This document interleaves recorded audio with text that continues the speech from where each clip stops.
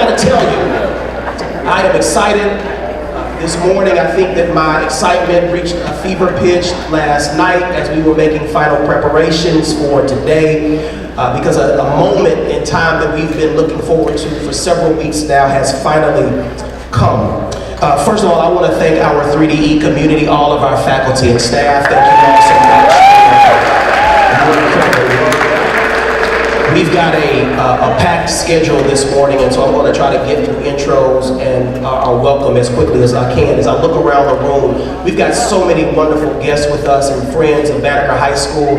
I've got a comprehensive list. I don't want to miss anybody, so I'm going to try to read this list. But first of all, as a general matter, thank you all so much for being with us today. We know we extended the invitation a couple of weeks ago, and so for you to spend some time with us today means a lot. You know, we have, in the launch of our STEM program here at Banneker High School, we've really been inspired by so many people and the good work that's been happening in our district. But there is only one school of the, I believe it's 101 elementary, middle, and high schools in Fulton County schools that has reached the designation of STEM certification. And that is Evelyn C. West Elementary School. We are privileged to have Principal Jennifer Burton. Jennifer, stand up.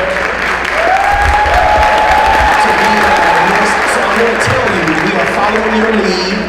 We are going to need your advice, your counsel, and your expertise as we set out on this journey. And I will tell you in no uncertain terms that this is, I think, the golden era of Banneker High School. But for context and for the benefit of all of our guests, I want to invite Dr. Ava Deborah, who is the director of our 3DE Academy, to come up and give a few words of introduction and to give you explanation of the 3DE program. Y'all give Dr. Deborah a round of applause. Good morning, everyone. I want to take another moment and welcome you to our STEM lecture series. And I also want to provide a brief overview of our STEM program at Banneker High School. So the STEM program at Banneker was developed to address the growing role that science, technology, engineering, and math play in our nation's economy. Since starting our STEM program at Banneker, we have expanded our STEM career pathways to include computer science, programming, and engineering and technology. And those are classes that many of you are currently taking.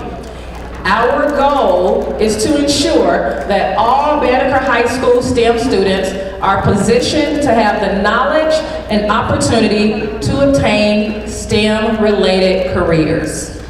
Distinguished guests, ladies and gentlemen, it is my pleasure to welcome you to our first STEM lecture series. Thank you. So I wanted to give the introduction, and there's a lot of fancy stuff that I'm going to share with you about our speaker today. I'm just going to read it, and then I want to say a few words myself.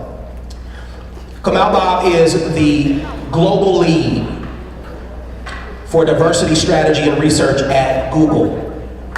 You've heard of Google, right? You've Googled something before, right? Yeah, that company. And the founding senior director of the Constellation Center for Equity in Computing at Georgia Tech.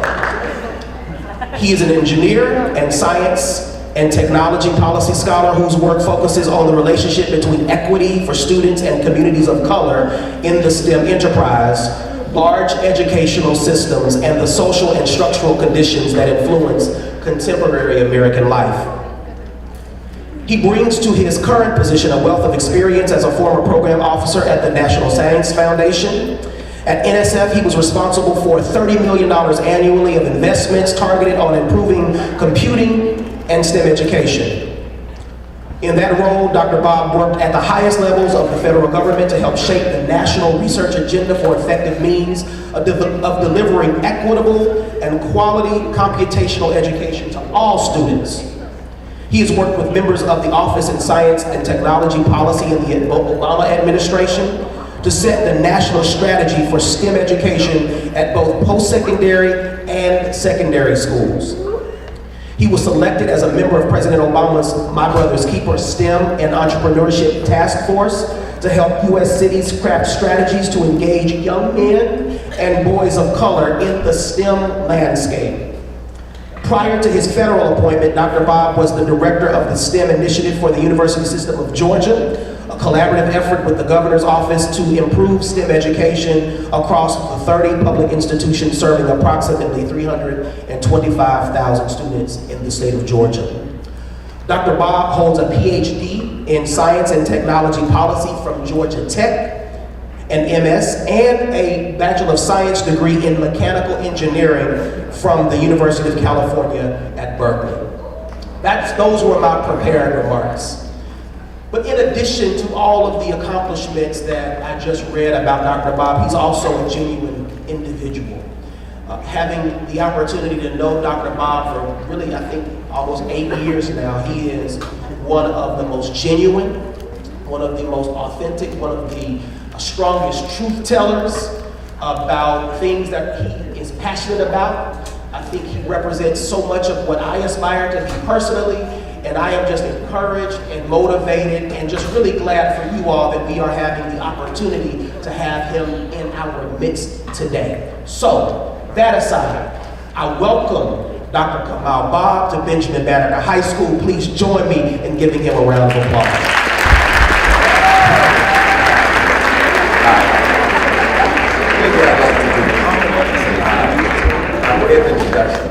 I wanted to say first that it's always rude to go into someone else's home and be critical.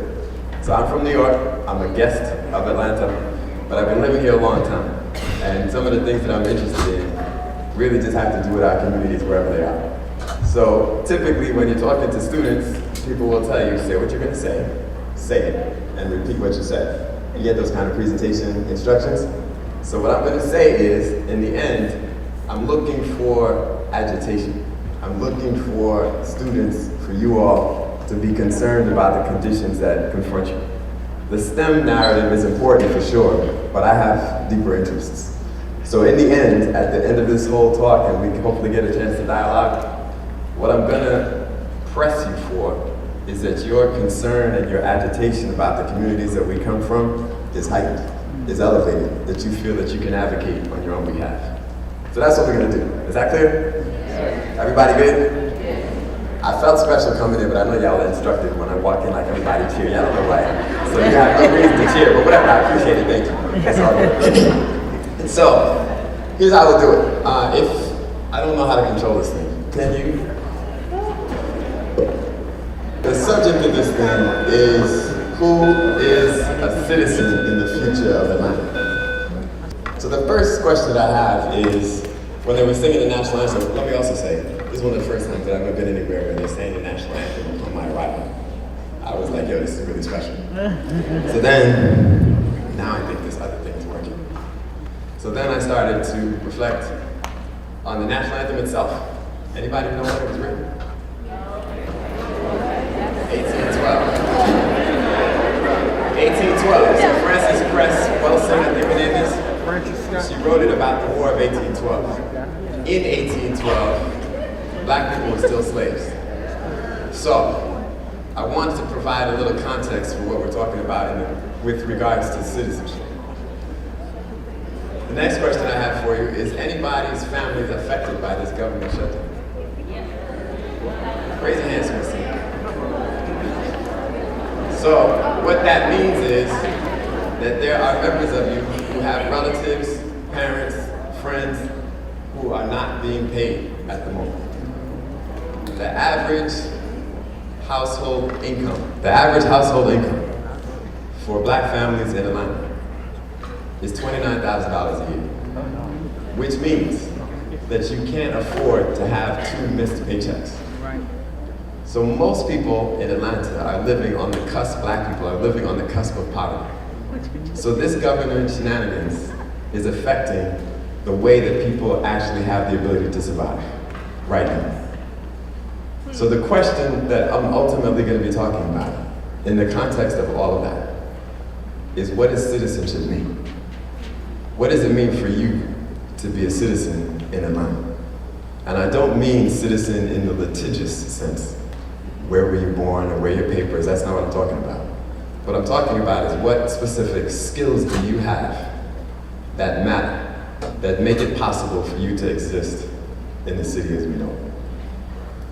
Keep in mind again, I'm gonna repeat this multiple times. In the end, what I'm looking for is your agency, your concern about the communities from which we come, about your own communities, about why it is that we ultimately seem to be helpless in the face of a government shutdown, which is leaving people like us having to beg for food because we can't figure out how to eat. That's the agency part, being upset about something. So then, let's consider what this citizenship thing is. Who is a citizen? So I just found this picture randomly. I think it's Mary Bobb, right?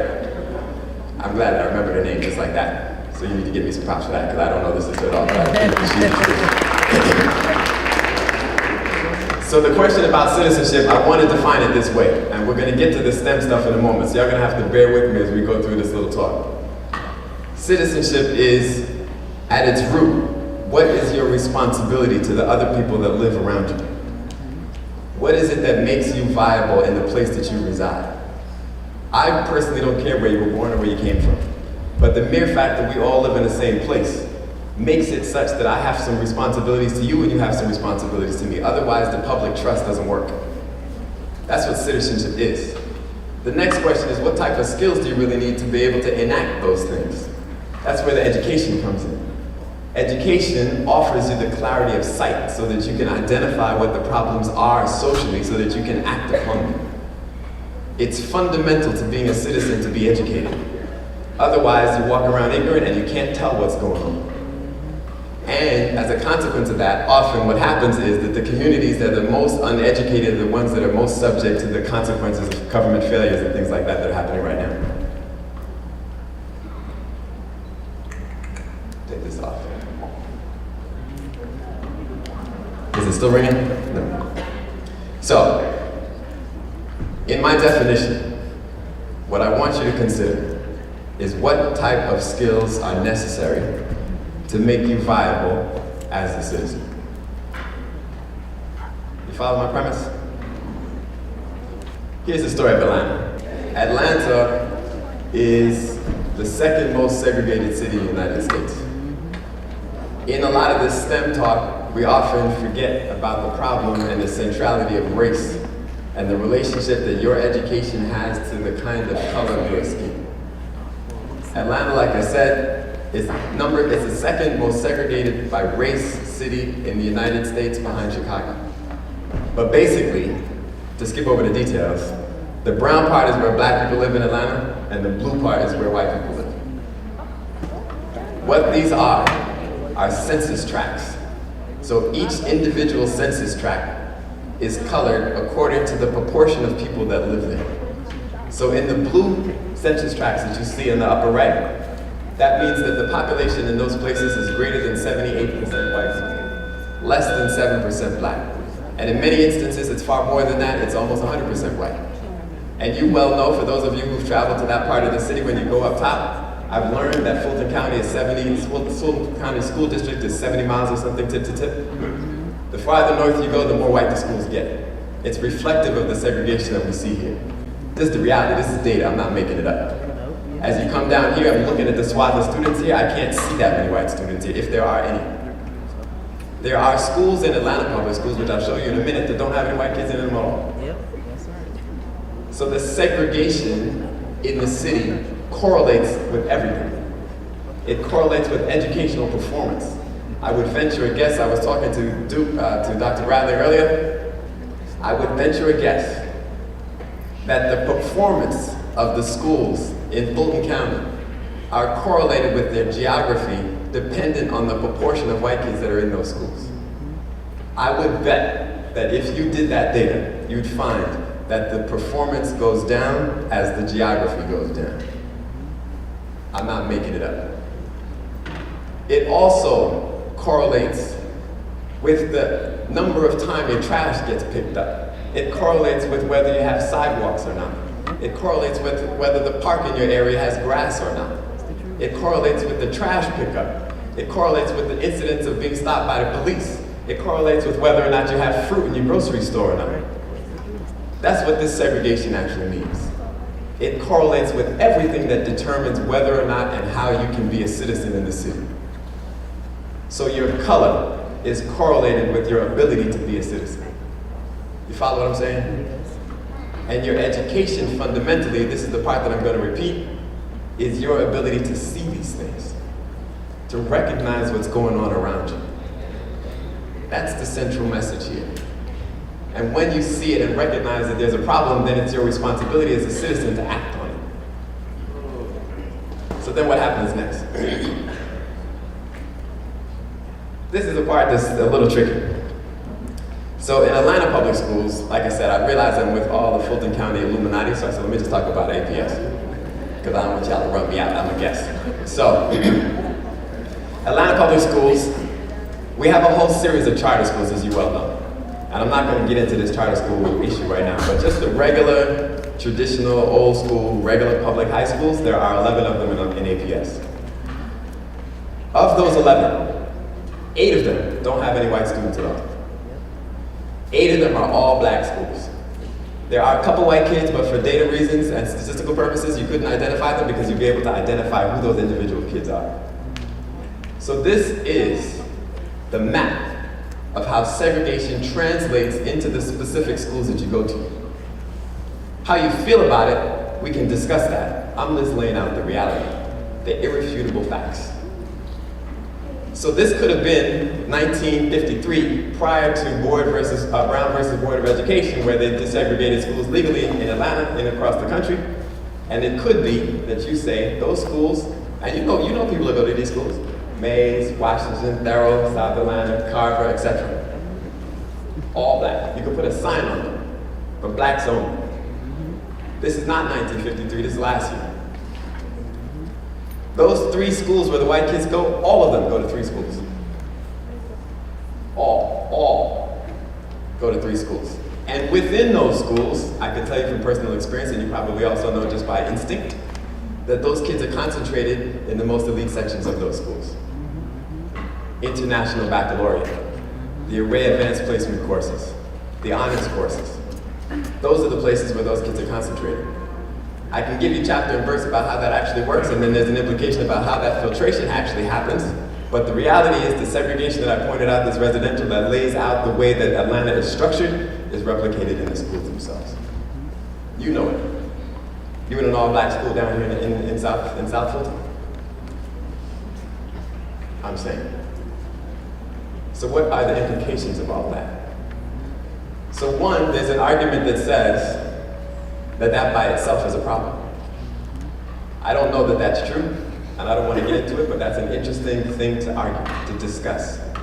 Is it okay? Is it socially okay for this level of segregation to exist? And if not, do we have the wherewithal to change it? Do we have the cultural desire to change it? That's an outstanding question, I don't know. But it harkens back to whether or not separate and unequal is actually true. Because we have separate, for sure. Do we have equal? Are the South Fulton County schools equally yoked to those North Fulton County schools? I see all y'all nodding your heads. I don't need to say it, but you know what I'm saying. They do ask me to come, so I'm saying it, so I'm just affirming it. But I see you nodding your heads. Are they equally yoked? Are the resources equally allocated? Perhaps they are, but are the expectations of the people about your skills equally yoked? Is the advocacy of the parents to make sure that you get the things that you need equally yoked, one versus the other? Is the presumption of your brilliance the same in a school like this versus it would be in a school like that up top? I don't know. Those are all questions that affect the way that you actually exist. So let me give you some other little data to talk about. So here for y'all, since we're all STEMmy, I'm gonna get to the STEM part of the story in a minute, but I wanted to lay out what actually drives me. Because I've been in this STEM thing for a long time, my degrees are in engineering, blah, blah, blah, but that's not the issue. The issue is the viability of the black community in America. That's what I'm personally concerned about. Whether or not we can exist in the major urban centers in the country is contingent upon the kind of education that we actually get. And the currency of that education at this moment in historical period of time has to do with STEM education. So STEM education is not a means to go get a job at Google. STEM education is a means to being a viable citizen, to having the wherewithal to be able to do stuff for your community. me explain what this is. So for y'all that are in your like trigonometry class, this is a graph that has 3 points of data in it, and it's important. So what this is, if you recall that segregation map that I showed you before, each of those little blue and brown segments was a census tract. So each one of them is represented on these graphs, right? So each dot is showing you one of the census tracts. So the color of the dot demonstrates the proportion of the people that are in that specific census tract, right? So the blue dots on the left are the census tracts that are up north, where the majority of the communities that live there are white. The brown dots that you see on the right are equally the census tracts where the majority of the people that live there are black. Clear? So what are on these axes? The median household income, this is in 2016. On the y-axis, you'll see that it's the median household incomes. They range from $20,000 to $200,000 a year. And what's across the bottom, independent variable there, is the percent of people in each of those census tracts that have post-secondary education, that have a bachelor's degree or better, and are also 25 years or older. You get what I'm saying? So the colors determine the proportion of people that live in the community, and where it is on the graph is telling you by the percent of people who have college degrees, what is the median household income in that particular census tract, okay? So what you would expect is that for census tracts where the greater number of people have college degrees, that the median household income is higher. Logical? Makes sense? Y'all with me in the back? Back. So, this is the part that's rough. For the census tracts where the population of people are predominantly white, the distribution of income is something that you'd expect. It's kind of the natural distribution. For those census tracts where there are less people who have college degrees, the average household income in those census tracts is lower. Makes sense. They didn't go to college, they're doing service jobs, low-skilled jobs, low-income jobs. That's what you would expect, right? And then it goes all the way up. So for those on the very right-hand side, you'll see that where in some cases 90% or better of the people that live in those census tracts have college degrees, the average household incomes are quite high, 200,000 plus, right? Keep in mind that the median household income for black families in Atlanta is $29,000 a year. What this says on the right, there's one census tract, one, in the whole city of Atlanta, where more than 65% of the people that live there are black, and more than half of them have a college degree.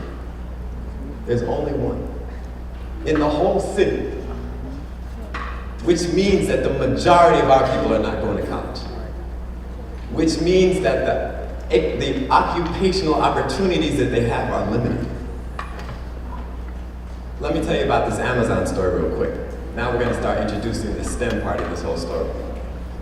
So everybody wants a STEM academy, and we got a STEM certification, and STEM this and STEM that and whatever. Let's break it down a little bit. So first of all, STEM is not something you can go get, right? It's not a degree. You can't get STEM. You can't buy it. People are like, yo, I got some STEM. You want some? You know what I mean? Like, it doesn't work like that. It's an acronym. Science, technology, engineering, mathematics, and computing. Right? Y'all stay with me? You can't go to college and major in STEM. So there's some fundamental questions in that. At the high school level, for example, if you're saying that you have a STEM academy, and I challenge this to you, what does it actually mean? What do you do differently? Because it's somehow STEMified that you would do if it wasn't just regular education. Mathematics you still have to do. It's the language of life. The technology and engineering with regards to state standards, nobody really understands what that means anyway. Science is something that we often kind of push to the side because the testing for it is a little tricky. So then the question becomes, what is it exactly that you're getting from this STEM experience? Atlanta was on the short list to be Amazon's second headquarters. Do you remember that? Y'all in the back? So what did Amazon say? Amazon submitted a request for proposals to cities across the country to host their second headquarters. Cities across the country went wild because the prospect of having Amazon come to a city was like, yo, the harps are gonna play and life is gonna be beautiful and everybody's gonna be lovely and we're gonna all have economic development and go off into our, and it's gonna be peaceful.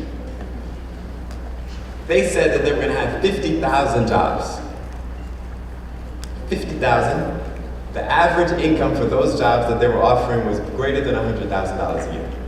So it makes sense that economic developers, the mayors, all of those people were like, yo, I want you to come to Atlanta, I want you to come to New York, I want you to come to DC, I want you to come to Akron, I want you to come to Cleveland, I want you to come to Oakland. I mean, all of them submitted these things.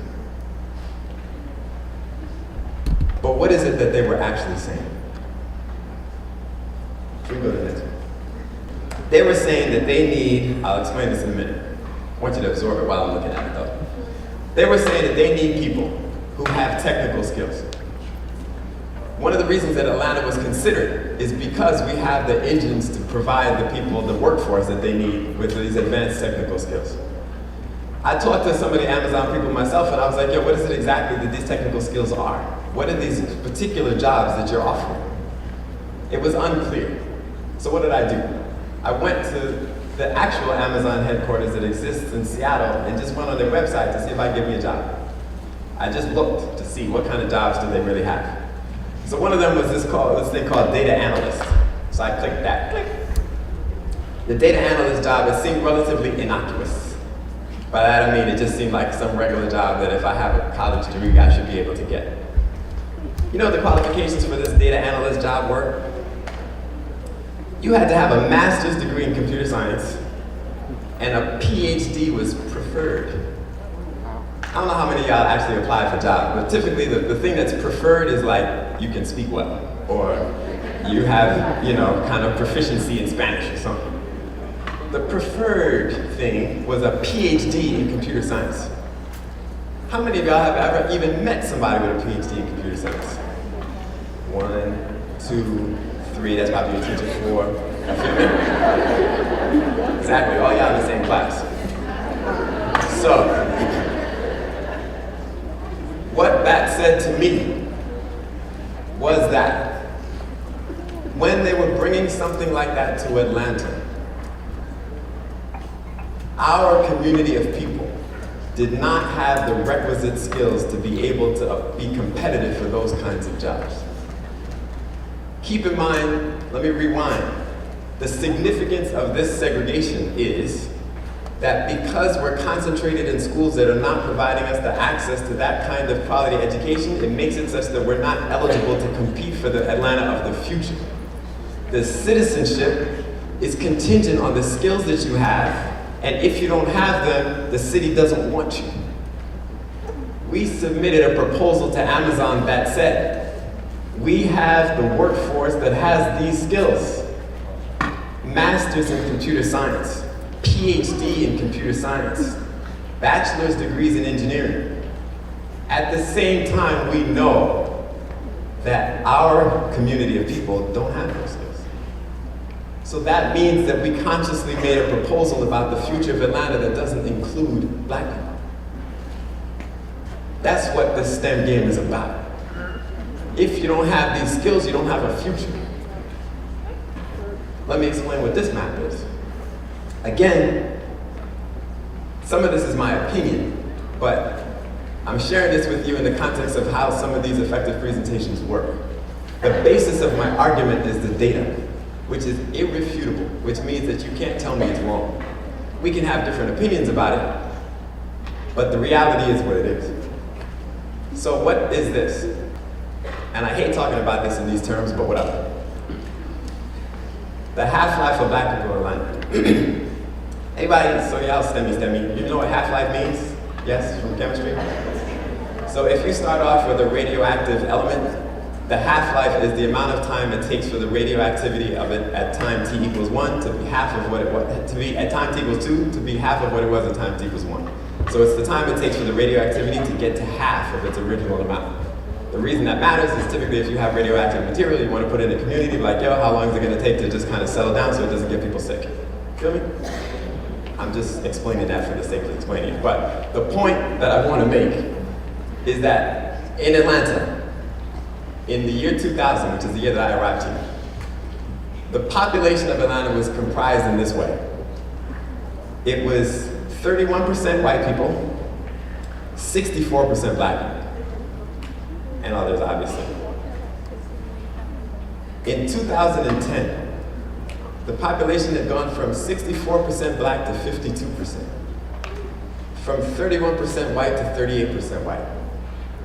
That decline in population of black people was one of the most precipitous, which means dramatically declining, populations of black people in any major urban center in the United States over 10 years in history, outside of the Great Migration. Atlanta is emptying out of black people. At that rate, which is 30,000 every 10 years, by 2043, the population of black people in Atlanta will be half of what it was in 2000. Half. That's 8 black people leaving every day. So what does that mean? Think about it in the context of what your lives actually look like. Who's on your team? Who's in your class? Who your friends are? On your block, 8 people on your block left every day. And it's being replaced almost one-to-one with white people. And keep in mind, I realize that I'm talking in the school and I don't want all these fancy executives. I heard the long list of the Illuminati. I'm not making any kind of declaration about the implications of what that actually means. I'm just stating as a point of fact. Atlanta used to be this black Mecca and everybody was talking black Mecca and this, that, and the third thing. In 43 years, the population can go down by half. What are the implications of that? Let's think about the segregation thing again. You remember in the last election when Mayor Lance Bottoms won? She won by like 700 votes. The voting that she got was split exactly along that segregation map that I showed you. It was the same with Kasim Reed. So what does that portend? It means that the implications of leadership and segregation to the city itself are all contingent on the way that people actually vote. And the way that they vote, unfortunately, seems to be highly correlated with their color. You have to make the judgment in the end about whether that implicates you in some way, one positive or one negative. But ultimately what I'm sharing with you is that the reality is, because we don't have the kind of fundamental education that we need, we don't have the wherewithal to be able to sit and hold on into the city itself.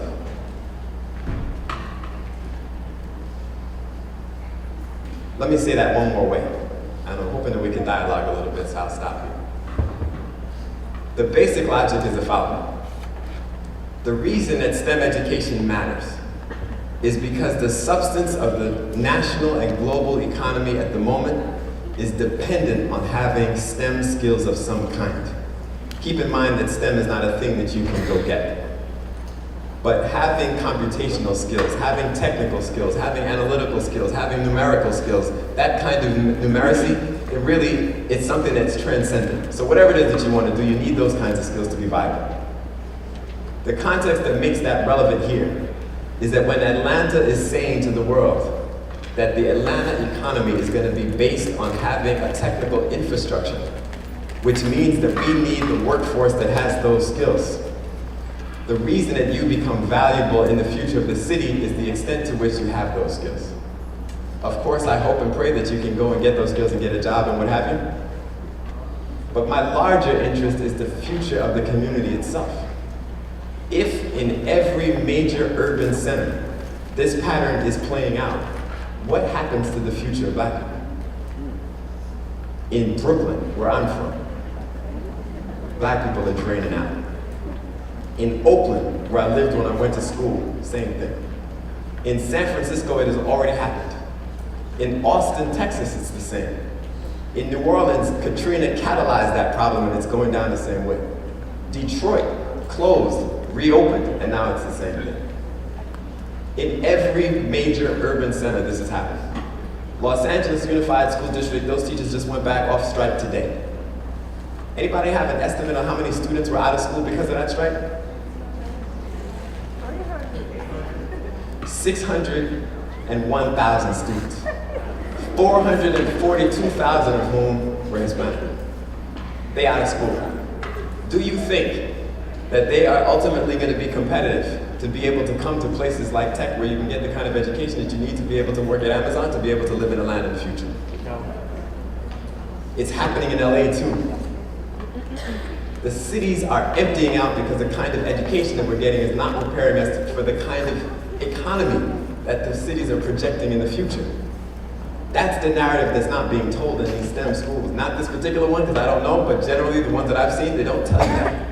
They're saying, go out and get this job because you can make $100,000 a year. That's cute and I'm happy for you, but I'm interested in your commitment to the community. You understand what I'm saying? What will happen? Where will we go? Let me give you some other just kind of global statistics that we often don't talk about in school.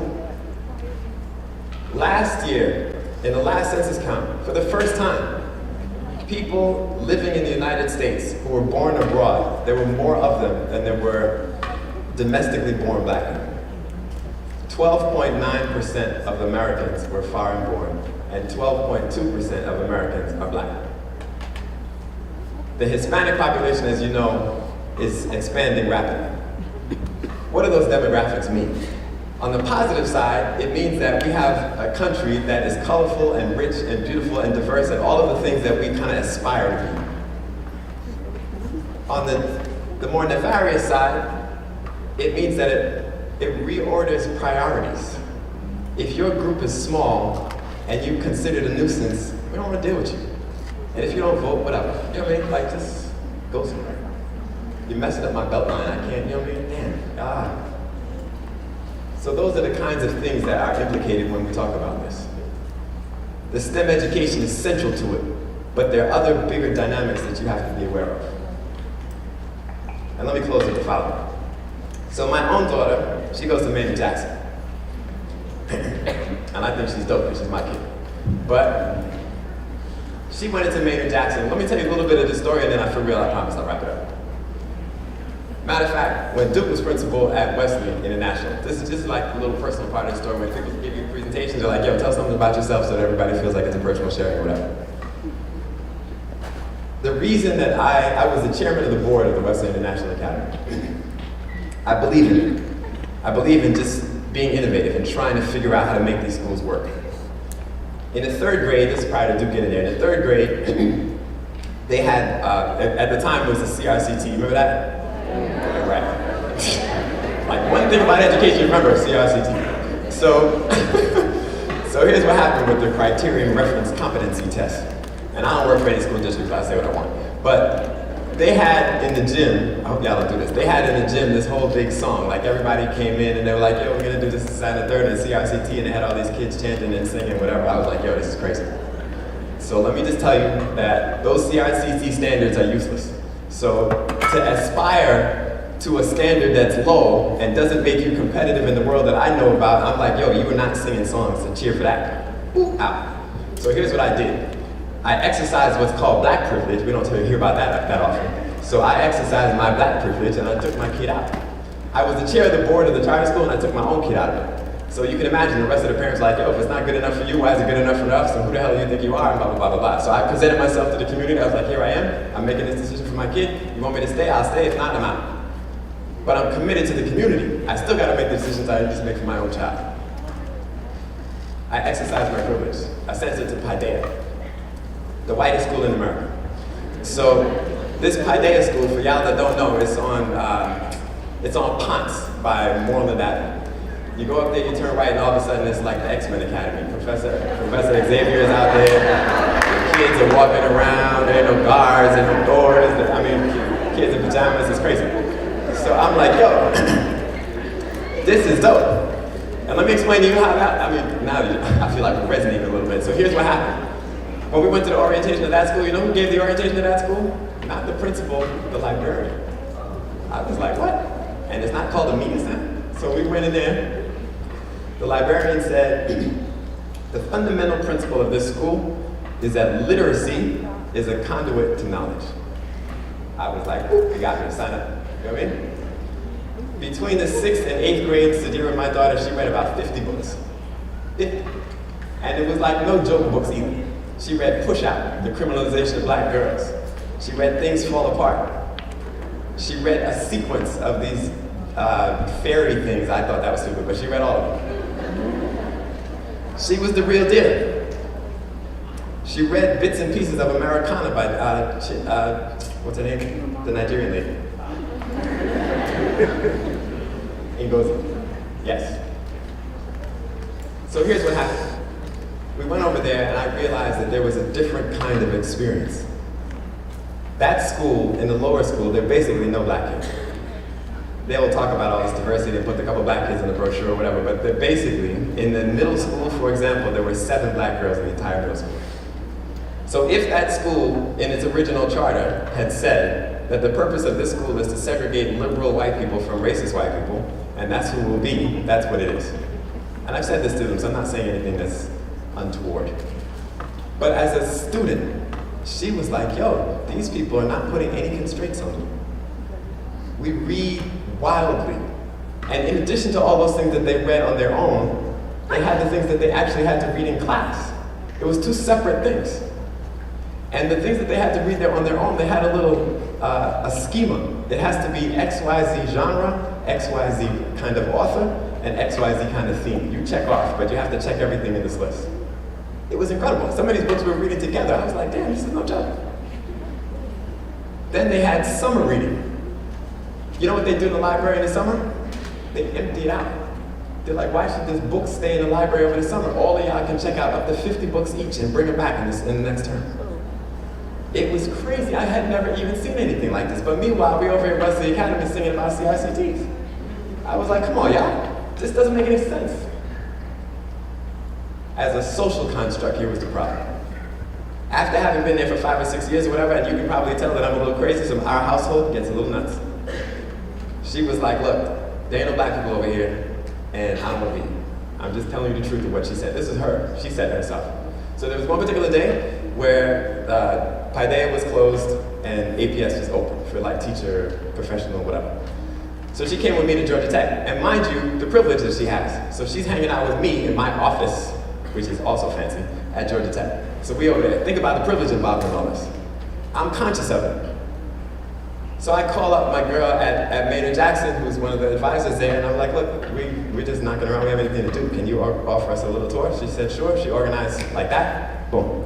So again, I want to relay some of the privilege part of this thing to you too, because I was able to do it. I just called them, they opened the door, they organized tours, they had kids come down, they called them on a loudspeaker, yo, so, Dr. Bob is here and I want you to take his kid around. All of that is privilege. I recognize it. So we go over there. She walks through the school. She organizes these couple students. And they went off on their own. So the first thing that was interesting, I was like, yo, make sure that she has a tour that happens during passing.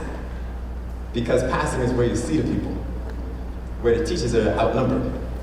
That's when you hear how people actually sound. What's the cadence? Who are these kids? We met this morning when I walked in the door. So I'm like, yo, let's go through there. We did that. The first thing when we're walking down the hall that she hears from these 2 sisters that were standing next to us, we're talking to these other 2 sisters way at the other end of the hall. They were like, yo, Diarrhea, bring it up Cheetos! And Sadira was like, at Paideia, nobody else. Nobody, for any reason. Like, there's no noise in that school. It's really crazy. It's like the quietest place in America. So the first thing that she noticed was that. You know what she said at the end of this thing? Because one of the brothers that was taken around was a superstar dude, right? So he's a brother who, I mean, again, I'm from New York, but he had that mop top joint. Let me find one, like you know what I mean? That, but feel me? So I'm saying that now because you can already tell my spirit. So what she said to me was the following. Parent listening to child. She was like, well, she doesn't say yo. She, you know, at the time she was starting to talk like those kids. First of all, I was like, don't talk like that when you're out with me. But anyway, I'm like, oh my God, So she says, one of the things that I am afraid of is that I'm unexposed to the variety of black kids. That boy who took us around, he's the brightest kid and he's the top kid in that whole school.